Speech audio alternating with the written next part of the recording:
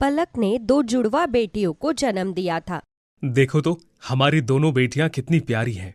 हाँ, किसी की नजर ना लग जाए इन्हें। एक बेटी का बाप होना ही बहुत सौभाग्यशाली है और मुझे देखो एक साथ दो दो बेटियां मिल गईं। हाँ जी, ये तो आपने बिल्कुल सही कहा।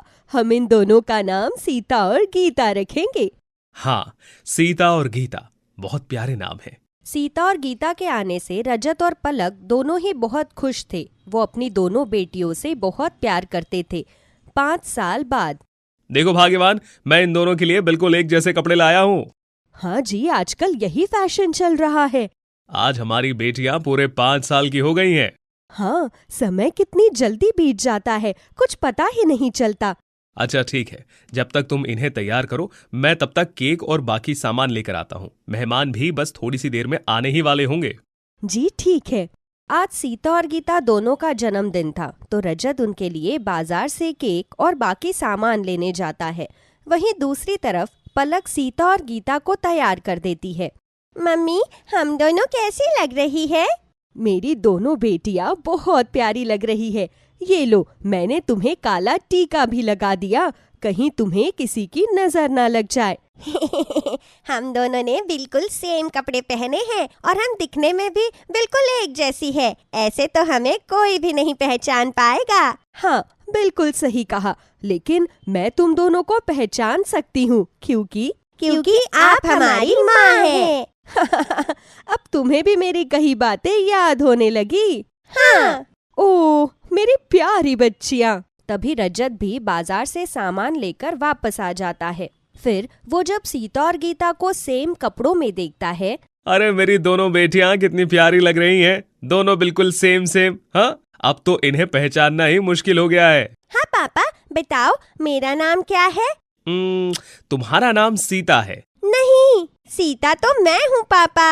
अरे नहीं, मैं तो हार गया। ये उल्लू बनाया, बड़ा मजा आया। आपने सही जवाब दिया था पापा, हमने आपको उल्लू बनाया। हाँ। अच्छा शैतान। अच्छा, अब हम बाकी की तैयारियां कर लेते हैं, सब आने ही वाले होंगे। हाँ चलो। उसके बाद पलक और रजत सारी तैयारियां कर लेते हैं। फिर उनके घर पर कुछ मेहमान आते हैं और बर्थडे सेलिब्रेशन के बाद वो सभी अपने अपने घर चले जाते हैं। फिर सीता और गीता दोनों अपने बर्थडे गिफ्ट्स खोलती है। ये हमें सभी चीजें 2 मिली है, क्योंकि हम भी तो एक जैसी 2 हैं। हाँ, हम हमेशा इस तरह साथ रहेंगे और फिर हमें हमेशा सभी चीजें 2 ही मिलेंगी। हाँ, एक मेरी और एक तुम्हारी। हाँ हाँ, अब से पहले दोनों बहनें कैसी प्लानिंग कर रही है। हाँ। इस तरह वो सभी अपने जीवन में बहुत खुश थे। फिर कुछ महीनों बाद पलक, रजत, सीता और गीता सभी घूमने एक मेले में जाते हैं। वहाँ पर जाकर वो सभी खूब एंजॉय करते हैं, लेकिन वहाँ पर एक दुर्घटना हो जाती है। गीता वहाँ कहीं खो जाती है। बहुत ढूंढने के बाद भी जब उन्हें गीता कहीं नहीं मिलती, तब वे पुलिस में रिपोर्ट दर्ज करवाते हैं। हमारी बेटी कहाँ चली गई, ना जाने वो किस हाल में होगी। ये सब मेरी गलती है, हमें वहां पर जाना ही नहीं चाहिए था। मेरी फूल सी बच्ची, ना जाने वो ठीक होगी भी या नहीं। मम्मी, पापा, क्या हमें गीता नहीं मिलेगी? नहीं बेटा, तुम चिंता मत करो, हमें गीता जरूर मिलेगी। हमें बस थोड़ा सा वेट करना होगा। हाँ, हमने वैसे भी साथ रहने का प्रॉमिस किया था, इसलिए गीता वापस जरूर आएगी। हाँ बेटा, वो जरूर आएगी। पुलिस के ढूंढने के बाद भी उन्हें गीता कहीं नहीं मिलती। वो सभी गीता को ढूंढने की बहुत कोशिश करते हैं, लेकिन इस कोशिश में सभी नाकामयाब होते हैं। पलक, रजत और सीता अब काफी उदास रहने लगे थे। भाग्यवान, तुम थोड़ा सा खाना खा लो, 2 दिन से तुमने कुछ भी नहीं खाया है। लेकिन मेरे गले से एक निवाला तक नीचे नहीं उतर रहा। पता नहीं मेरी बेटी ने कुछ खाया भी होगा या नहीं। मैं भला आराम से खाना कैसे खा सकती हूँ? देखो, अगर हमें गीता को सही सलामत वापस लाना है तो उसके लिए हमें खुद को भी ठीक रखना होगा, ठीक से खाना खाना होगा, ताकि हम उसे ढूंढने की हिम्मत रख सकें। हमें इस तरह से हार नहीं माननी चाहिए और अपनी कोशिश पूरी करनी चाहिए। अजी, लेकिन मेरा खाना खाने का बिल्कुल भी मन नहीं कर रहा। भाग्यवान, अपने लिए ही ना सही, लेकिन सीता और गीता के लिए ही खा लो। सीता भी पूरे दिन से रो रो कर थक गई है और अभी रोते रोते ही सो गई है। अगर तुम इस तरह से हिम्मत हारोगी तो सीता का ध्यान कौन रखेगा? इस तरह तुम्हारी भी तबीयत बहुत ज्यादा खराब हो जाएगी। लो, खा लो। ठीक है जी। उसके बाद पलक खाना खा लेती है, लेकिन कई दिनों तक उनके घर में उदासी छाई रहती है। वहीं दूसरी तरफ सीता भी हर रोज अपनी बहन गीता के बारे में पूछती रहती थी, पर रजत और पलक उसे यही समझाने की कोशिश करते थे कि उसकी बहन जल्द ही आ जाएगी। लेकिन इस तरह धीरे धीरे कई दिन बीत जाते हैं, फिर दिन से सप्ताह, सप्ताह से महीने और इस तरह कई साल बीत जाते हैं। अब सीता भी काफी बड़ी हो गई थी। मम्मी, मैं कॉलेज जा रही हूँ। अरे बेटा, अपना लंच बॉक्स तो लेती जा। हाँ मम्मी, जल्दी दो, मुझे लेट हो रहा है। आराम से जाना बेटा, अपना ख्याल रखना, इधर उधर मत जाना। हाँ मम्मी, तुम चिंता मत करो, मैं अपना अच्छे से ख्याल रखूंगी। ठीक है बेटा। उसके बाद सीता अपने कॉलेज चली जाती है। ये लड़की भी ना हमेशा जल्दबाजी में रहती है। हाँ, अभी भी इसमें बच्चों वाली हरकतें हैं, लेकिन कोई बात नहीं, समय के साथ साथ सब सीख जाएगी। अच्छा, मैं तुम्हें बता रहा हूँ कि सीता के लिए एक बहुत ही अच्छे घर से रिश्ता आया है। लड़का बहुत ही अच्छा है और उसके माता पिता भी बहुत अच्छे हैं। वहाँ हमारी बेटी बहुत सुखी रहेगी। एक बार हमें सीता से पूछ लेना चाहिए। हाँ, हम कुछ दिन में सीता से बात करते हैं। जी ठीक है। उसके कुछ दिन बाद एक अच्छा सा मौका देखकर पलक और रजत सीता से बात करते हैं। तो बताओ सीता, तुम्हारी क्या राय है? मम्मी, वैसे तो जैसा आप और पापा चाहते हैं मैं बिल्कुल वैसा ही करूंगी, लेकिन मैं चाहती हूँ कि शादी से पहले मैं अपनी पढ़ाई पूरी कर लूँ। हाँ बेटा, वैसे भी कुछ ही महीनों की बात है, फिर तुम्हारी पढ़ाई पूरी हो जाएगी। हाँ, उनका भी यही मानना है और अभी वो सिर्फ तुम्हें देखने आएंगे और उसके कुछ महीनों बाद ही तुम्हारी शादी होगी। ठीक है पापा। फिर उसके अगले महीने सीता को देखने के लिए लड़के वाले आते हैं। आपकी लड़की बहुत ही सुंदर और सुशील है, मुझे आपकी लड़की बहुत पसंद है। जी, ये तो बड़ी अच्छी बात है, हमें भी पंकज बहुत पसंद है।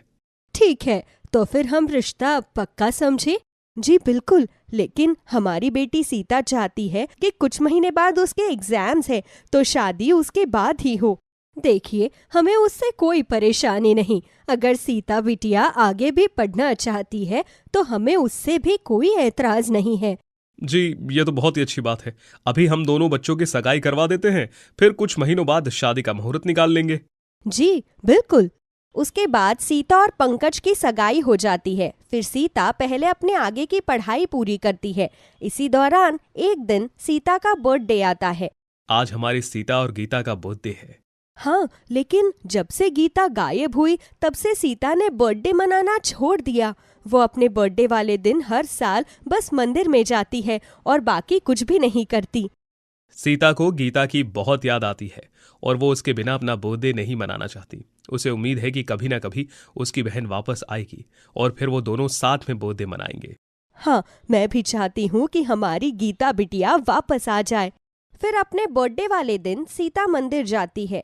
हे भगवान जी, प्लीज मेरी बहन को हमसे वापस मिलवा दीजिए। मैं चाहती हूँ कि वो जहाँ भी हो बिल्कुल ठीक हो और इस साल मुझे मेरी बहन मिल जाए। सीता मंदिर में पूजा करने के बाद वापस घर चली जाती है। फिर उसके पास पंकज की कॉल आती है। Hello Sita, happy birthday. Thank you Pankaj. आज तुम्हारा बर्थडे है, हम कहीं बाहर चले? नहीं पंकज, मैं अपना बर्थडे सेलिब्रेट नहीं करती। लेकिन क्यों सीता? वो दरअसल। उसके बाद सीता पंकज को सारी बातें बता देती है। ओह, मुझे माफ करना। नहीं, कोई बात नहीं। अच्छा, हम दोनों अगले हफ्ते बाहर चलेंगे, मैं तुम्हें मेरे भाई से मिलवाऊंगा। अच्छा ठीक है। उसके बाद सीता कॉल कट करके अपनी और गीता की पुरानी फोटोज देखने लगती है और उसे याद करते हुए रोने लगती है। फिर सीता सो जाती है। इस तरह एक हफ्ता बीत जाता है। एक हफ्ते बाद सीता पंकज से मिलने जाती है। पंकज, तुम्हारा भाई कहाँ पर है? हम पिछले 1 घंटे से उसका वेट कर रहे हैं। अरे सीता, वो अपनी गर्लफ्रेंड के साथ आ रहा है, इसीलिए उसे लेट हो गया। ओह अच्छा। थोड़ी देर इंतजार करने के बाद वहाँ पर पंकज का भाई सोहन आ जाता है और उसके साथ उसकी गर्लफ्रेंड भी आती है। सोहन की गर्लफ्रेंड को देखकर सभी बहुत हैरान हो जाते हैं। ये क्या भाई, हम दोनों की होने वाली पत्नी तो बिल्कुल एक जैसी है। अरे, आप तो बिल्कुल मेरी तरह दिखती हो, ऐसा कैसे हो सकता है भला? गीता को देखकर सीता रोने लगती है। गीता, मैं हूँ सीता, तुम्हारे जुड़वा बहन। क्या तुम्हें कुछ भी याद नहीं? क्या कहा? जुड़वा बहन? लेकिन मुझे तो ऐसा कुछ भी याद नहीं, और हम दोनों के तो माता पिता भी अलग है। उसके बाद सीता गीता को सारी बातें बता देती है। फिर गीता अपने पापा के पास कॉल करके उनसे सारा सच पूछती है। तब उसे पता चलता है कि बचपन में उसके पापा को गीता रेलवे स्टेशन के पास मिली थी और वो उसे घर ले आए थे। गीता गहरे सदमे में थी, इसलिए वो सब कुछ भूल गई थी और उन्होंने जानबूझकर उसे कभी कुछ नहीं बताया। इसका मतलब हम दोनों सच में जुड़वा बहनें हैं? हाँ बहन, चलो हम मम्मी पापा से मिलने चलते हैं, वो तुम्हें बहुत मिस करते हैं।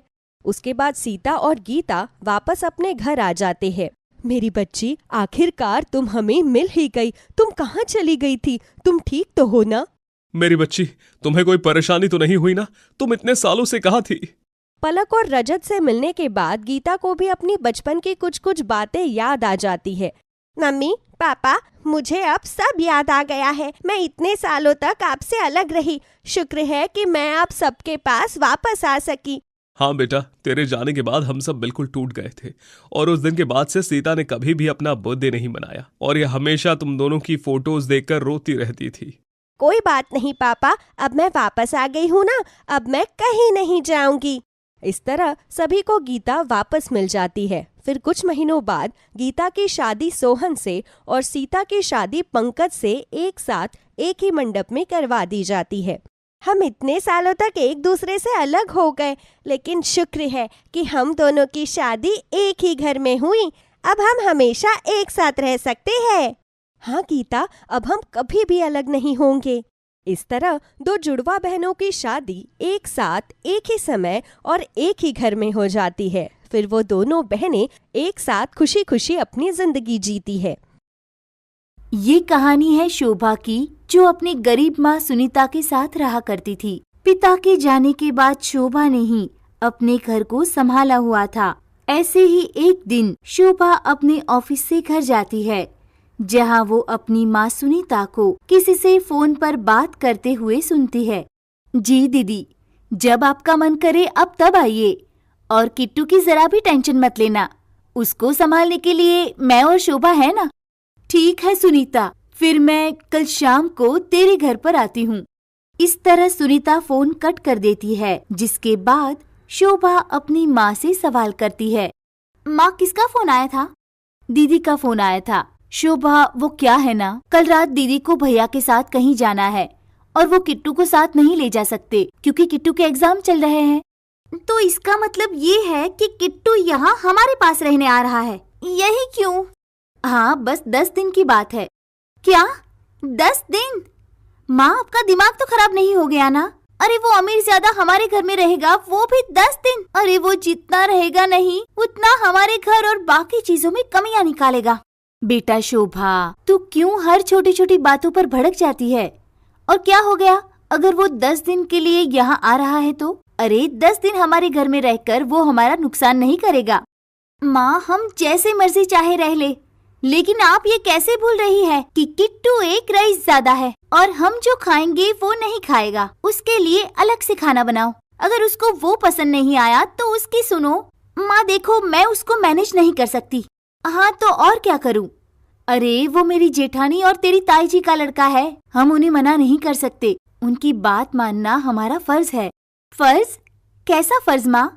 इन लोगों का फर्ज तब कहा गया था जब हमें इन लोगों की सबसे ज्यादा जरूरत थी। जब पापा ने हमें और इस दुनिया को छोड़ा तब कहाँ गए थे ये लोग? अरे तब तो उन्होंने हमारी मदद करने के लिए साफ साफ इनकार कर दिया था।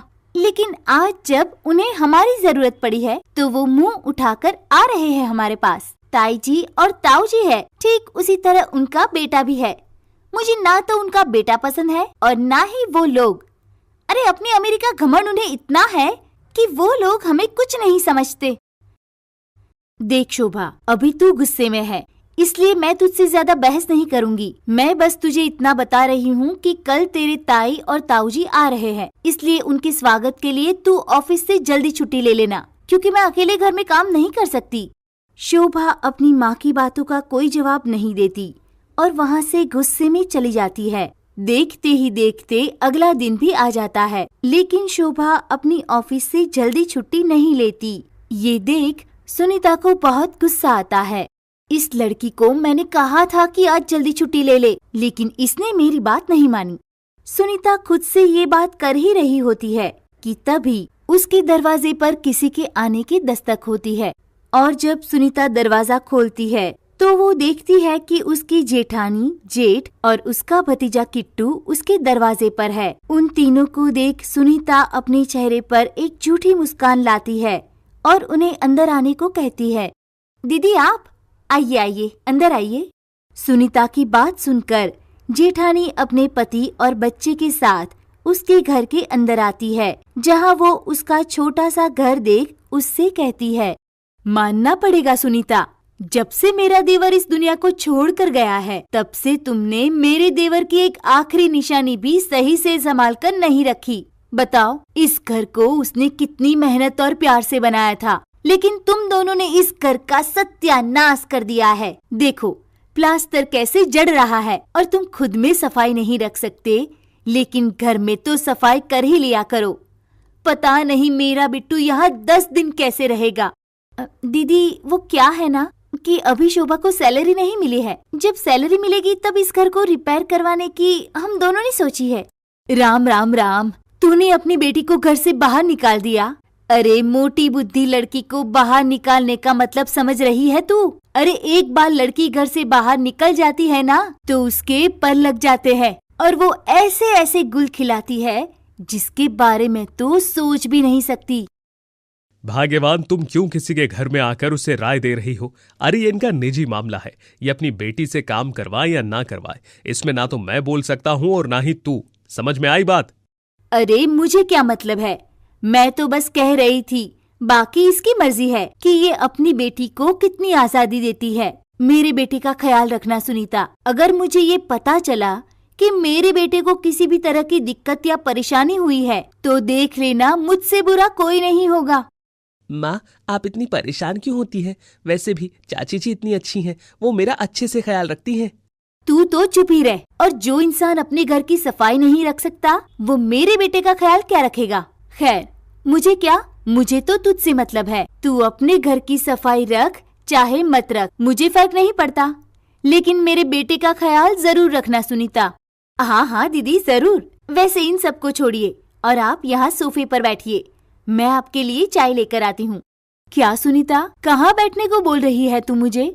अरे ये सोफा है, सोफा के नाम पर ऐसा लग रहा है कि तू मुझे मिट्टी के ढेर में बैठने को कह रही है। देख कितना गंदा हो रहा है ये।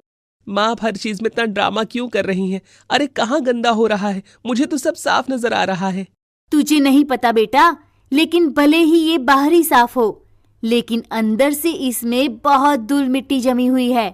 अपनी माँ की बात सुनकर किट्टू कुछ नहीं कहता और चुपचाप बैठ जाता है। कुछ देर बाद जब शोभा अपने घर आती है तो वो देखती है कि उसके ताऊजी, ताई और किट्टू घर में हैं।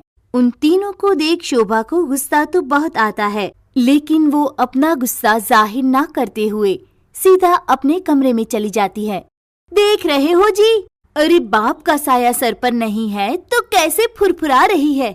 माँ कुछ नहीं कहती, इसीलिए ये इतनी बिगड़ती जा रही है। अरे मेरी जैसी माँ इसको मिल जाए ना तो 2 मिनट में सीधी हो जाएगी। अरे भाग्यवान, मैंने थोड़ी देर पहले ही तुमसे कहा था कि तुम्हें क्या मतलब है कोई कुछ भी करे। अरे सबकी अपनी अपनी पर्सनल लाइफ है, तुम किस किस को बोलोगी? मुझे इसको देखकर गुस्सा आ रहा है।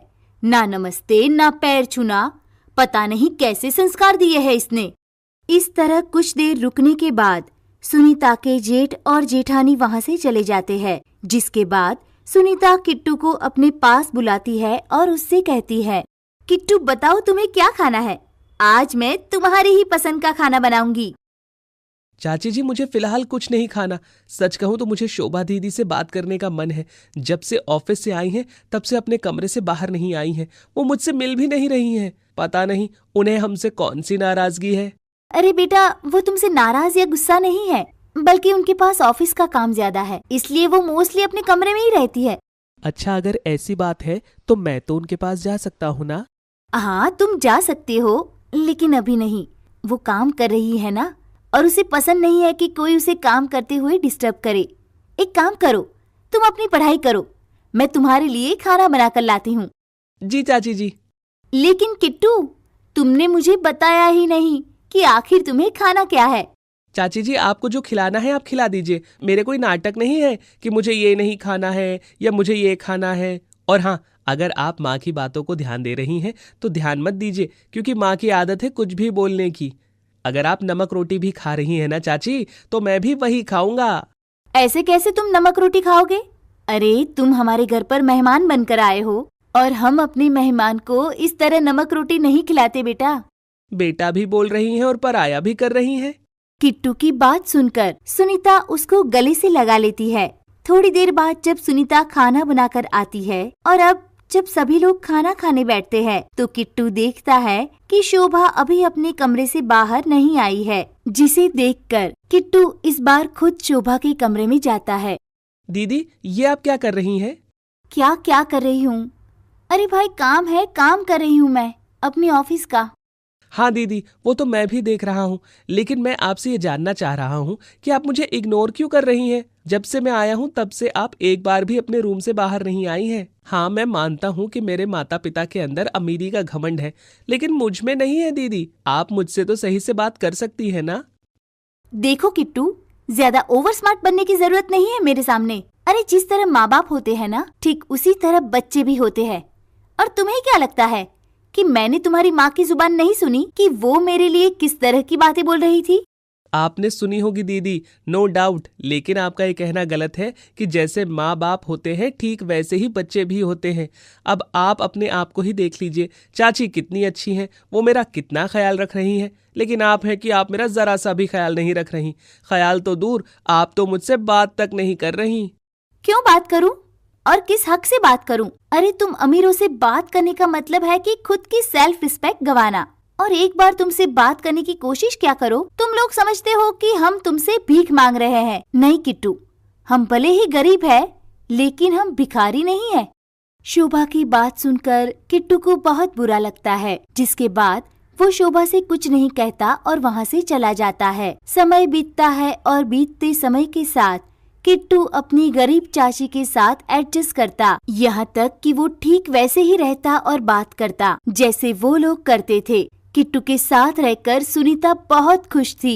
ये देख अब शोभा को अच्छा तो लगता है, लेकिन उसे पछतावा होता है, जिसके बाद किट्टू, हो सके तो मुझे माफ कर देना। मुझे लगता था कि तुम अमीर हो, इसलिए तुम्हारे अंदर भी घमंड होगा, तुम भी बदतमीज होंगे अपने माँ बाप की तरह, लेकिन तुम ऐसे नहीं हो। मेरी गलती थी जो मैंने तुम्हें इतना कुछ बोला। हो सके तो मुझे माफ कर देना मेरे भाई। दीदी, छोटे भाई से माफी नहीं मांगते, उसको सीधा गले लगाते हैं। कल मैं वापस चला जाऊंगा, लेकिन इन 9 दिनों में मुझे यहाँ बहुत मजा आया। बस कमी महसूस हुई तो आपके प्यार की, इसीलिए मुझे जल्दी से हक कर लीजिए। किट्टू की बात सुनकर शोभा किट्टू को हक कर लेती है और इस तरह गरीब के घर आए अमीर मेहमान की काफी अच्छे से देखरेख होती है।